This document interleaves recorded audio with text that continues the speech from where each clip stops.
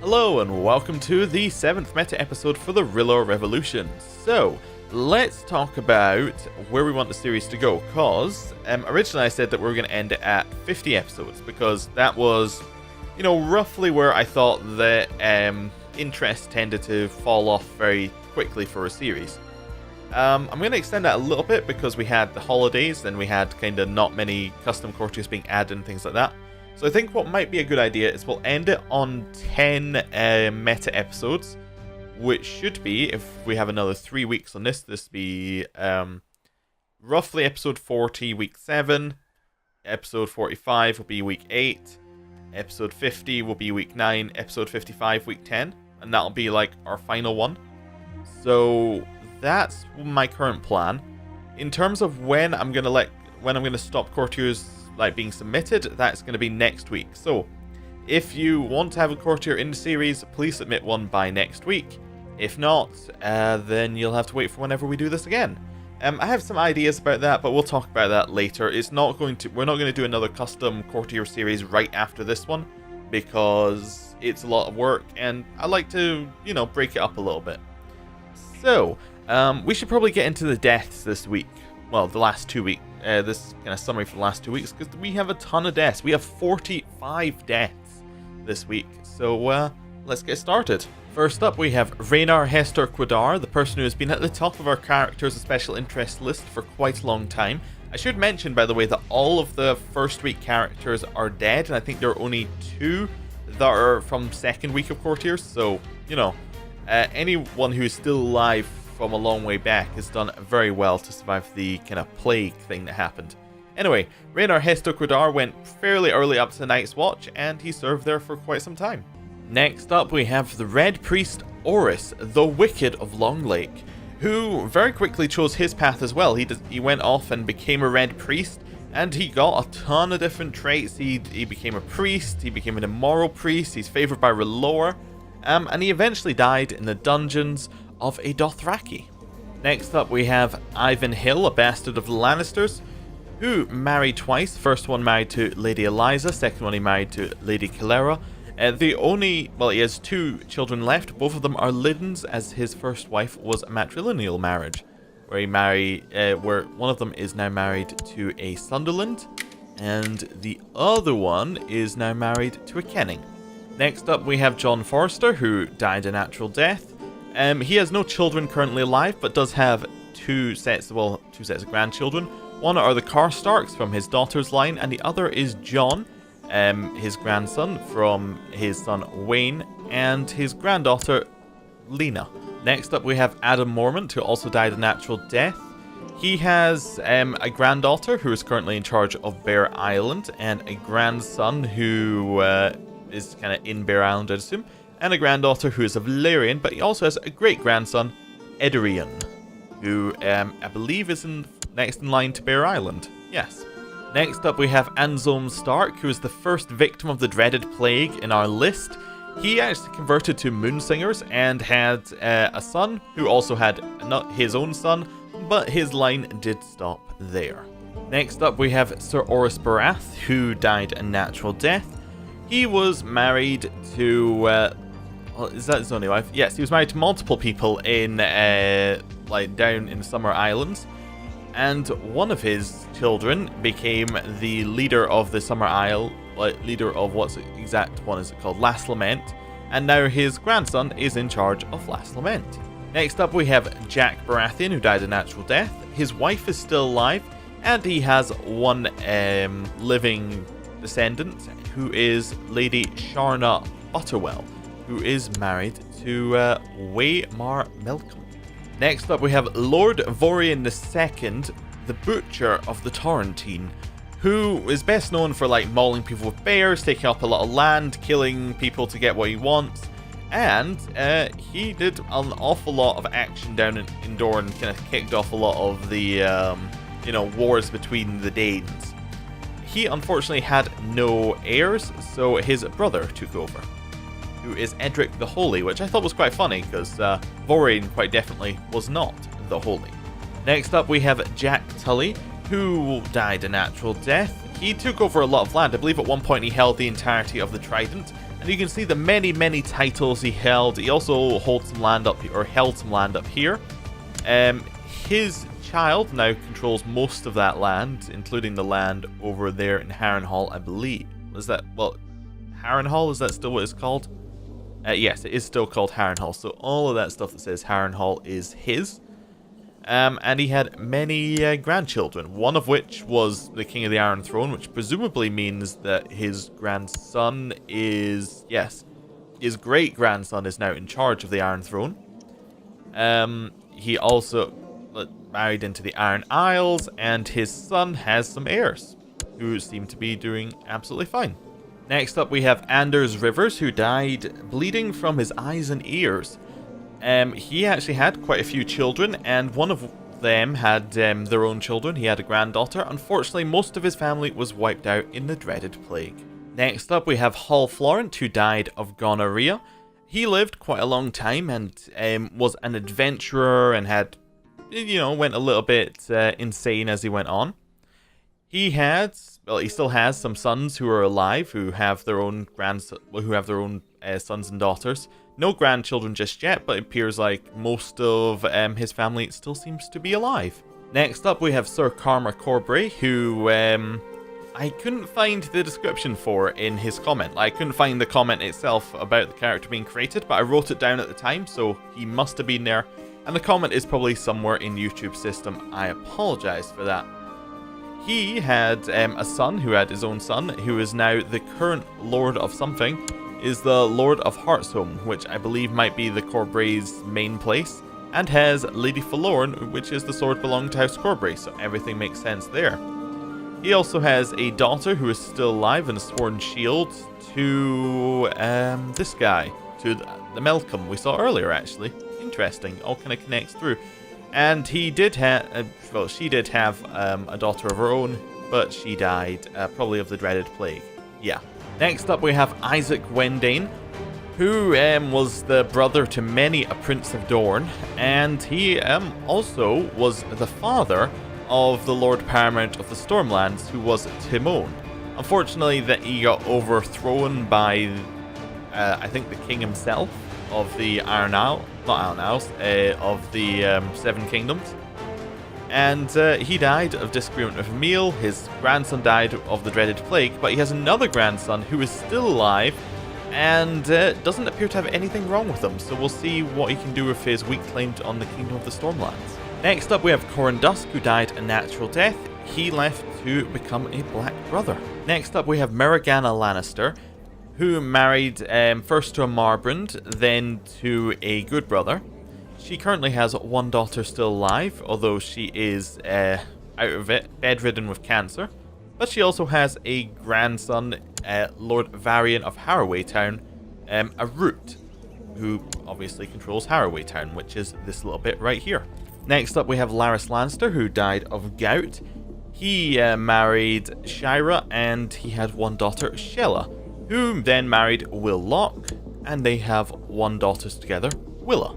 Next up we have Helen Tully, who was married at one point to Sir Gilbert Bywater, but he went off and joined the Night's Watch. She had 3 daughters, some of which had children who are still alive, one of which is the, well, Lord of the Castle of Shoreham, or would he just be a Sir? I don't know. Anyway, she has grandchildren who are still alive and holding land. Next up we have Maquinal Pike, who married 6 times. I mean, look at that, 6 times. All of his wives are dead.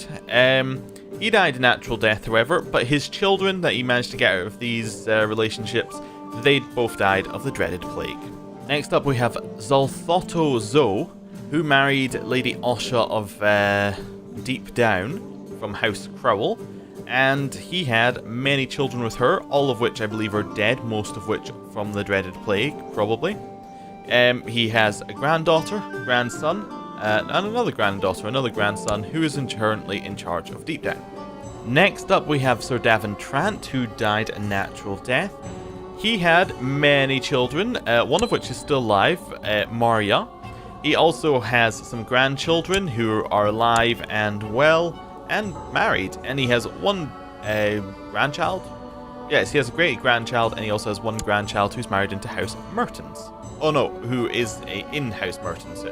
His child married into House Mertens. Next up we have Stevran Stormy, who died of rabies. He had a child and a grandchild who unfortunately died of the dreaded plague. Next up we have Medea Stokeworth, who married to Lord Gawain Harding. She has no children who are still alive, but does have a grandchild, Devon Bywater, who is still alive and married. Next up we have Rupert Seaworth, who died of the dreaded plague. He had one daughter, who unfortunately died of dysentery. Next up we have Lord Lysander of Gilmont, who had a couple of children, one daughter who is still alive and one granddaughter who is still alive. One son who died who also had a daughter, so he has two granddaughters alive and a great-grandson. Now, I believe that he does have more children alive, as there are more custom courtiers being added to his house. Next up we have Aaron Baelish, who died of a natural death. He had two children, one of which died of the bloody flux, and the other one which died of the dreaded plague, and that is where House Baelish ends. Next up we have Merio Corgyle, who died a natural death. He had two daughters, one of which is still alive, and married an Uller, I think that is. Yes, an Uller, and he has a granddaughter. Next up we have Othuro Nagum, who died of the dreaded plague. He had two sons, Darren, who is married, and Andre, who is not married. Next up we have Magister Lazarios Mopatis, who died feverish and sweating. So, he has a couple of daughters, one of which is still alive. He has a couple of grandsons who are still alive. And he has two sons, one of which is taking over head of the household, and the other one who should be, Cosimo is the heir. Next up we have Luthien Redman, who died a natural death. He had two children, Danelle, who died stillborn, and Cain, who died of the dreaded plague. Next up we have Mikkel Tyrell, who did marry but had no children before he died of the dreaded plague. Next up we have Reinhard Bluepill, who died of the dreaded plague. He had one son who was in the King's Guard before he died of the dreaded plague, and he had a bastard son himself with, I believe, a Florent cousin of Banfred, who is now a bastard Florent, which is interesting because Reynard was also a bastard Florent. So when Florent, bastard Florent, non-bastard Bluepill, and then bastard Florent. So this is kind of interesting. Then had a daughter who had a son who is now Lord of Will, which is over here. Next up we have Meraxia Waters, who died a natural death. She was a red priestess for a few years. Next up we have Lord Girion of Driftmark, who was murdered. He had two daughters who are still alive, and has granddaughters in the Roxton family and in the Vripwin family. His only son, however, died a sickly infant. Next up we have Vibit Vripwin, who died a natural death. She was married to Sir Jamie Hersey, and her son was the Lord of Newkeep, and her grandson is now the Lord of Newkeep. She also had a daughter and that gave her grandchildren who are in the Woad family. Next up we have Master Matthews Morag of the Gates of the Moon, who married twice but had no children, and is a contender for possibly the most traits. He's got quite a few of them, most of them health traits at the end, but a fair number of traits for him. Justin Lionsbane died of the dreaded plague. He had a son who also died of the dreaded plague, but he still has a wife who is alive and well. Next up we have Ceres Stormheart, who died of the dreaded plague. She had two children, both from the Royce family, both of whom were murdered. Next up we have Prince Daemon the Bewitched of the Dorne, who became, obviously Prince of the Dorne. He unfortunately died of the dreaded plague, as did his son, and his other son died stillborn.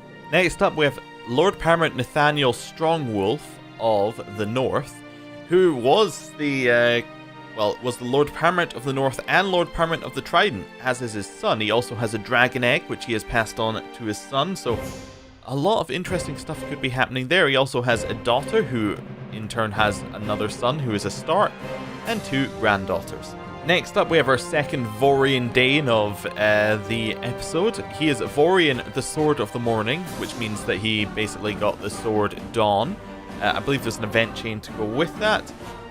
He married three times, but had no children.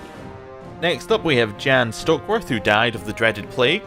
He had one son, Maliard, who has 2 daughters who are both Westerlings. Next up we have Rami Thrasis, who we have already seen this episode as he is the son of Lysander.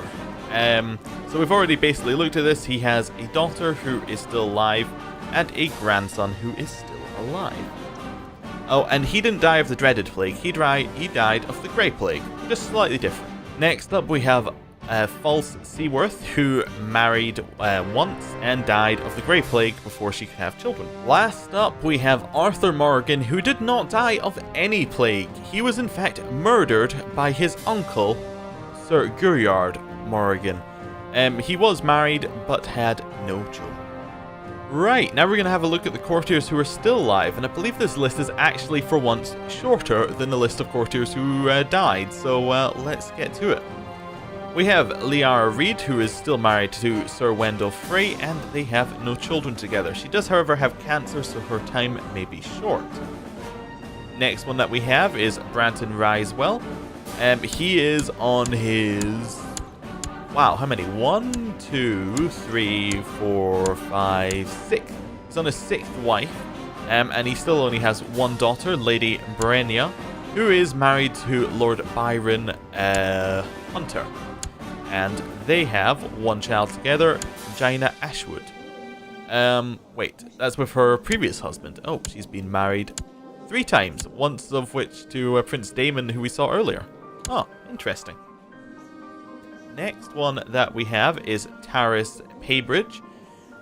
He is on his 3rd wife and has 2 children, Donella Paybridge, who is married to a Royce, and Wallace Paybridge, who is married to a Rushmore, matrilineally. Next one that we have is Van Connington. He is on his 2nd wife and has 2 children, Sir John Connington and Celise Connington, and also has a grandson. Next one that we have is Guadalupe Junio, who is still married to Lady Celise of Fawn Crag, who is a Sloane, regularly married, so if they had any children who hadn't just died of the dreaded plague, then they would be in a good position to have a House Junio take over, but it doesn't look like he's going to last much longer. He has the Bloody Flux. Next one that we have is Joy Dustin, who matrilineally married Brandon Long, and has one child, Athane Dustin, who is matrilineally married to a Risewell. Next one that we have is Roxas Black Rose, who is on his 3rd wife, and has one child who is still alive, Allison. Next one that we have is Alathos Went, who is matrilineally married to his 2nd wife and has one son, Arthur. Next one that we have is Baneth Seret, who is the Lord of Silverhill. He has a ton of children, who we'll just look at in this one. His heir, however, is Rolder, who is not yet married, but is a genius. Next one that we have is Hugo Quarlin, who is on his 2nd wife, has had one child who died of dysentery, but his wife is young enough that he could have more. Next one we have is Astrid Raider, who is matrilineally married to Andrian of Antler Vale, and they have one child together, Chieftess Grizzle of the Frozen Shore, who is married to Chief Gorn Shieldbreaker. Then we have Tat Tat Ko, who is matrilineally married to Ronit Rockwa, and they have had no children. Next one we have is Garth Oakhart, who is now over in Pentos by the looks of it. He has one child, Obella Myranolis. Oh, is he married to a Pentoshi? Yes, he was previously married to a Pentoshi. That would make a lot of sense. Next up we have Colrin Fireblade, who is married to Mina and has one son, Radnek. Next up we have Mikael, and I've been told that you pronounce the double dot over the O as an E, so it'd be Mikael Lev? Is that about right? I don't know. Right, he is on his 2nd wife, Mega, who is our lover, and they have one child together, Leona. Next one that we have is Valar Manderley, who is the Lord of Ramsgate. He is on his first wife and has 3 children, Hosman, Alan, and Osbert. The next one that we have is Devon Magnar, who is married to Ara Lake and has 2 children, Winton Magnar and Harlan Magnar. Next one that we have is Eldred Greyjoy. Wait, nope, he is not a custom courtier. Neither is she.